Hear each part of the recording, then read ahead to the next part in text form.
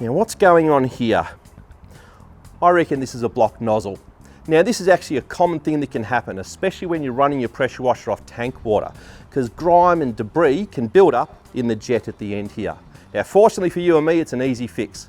Let me show you how.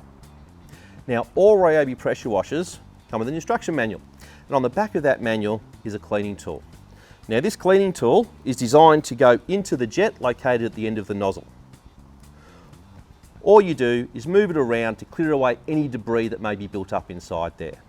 Now the great thing about these little cleaning tools is they can be used on any lance, no matter what style you may have. Now when you finish using this, always place it back onto your instruction manual. That way, you'll never lose it.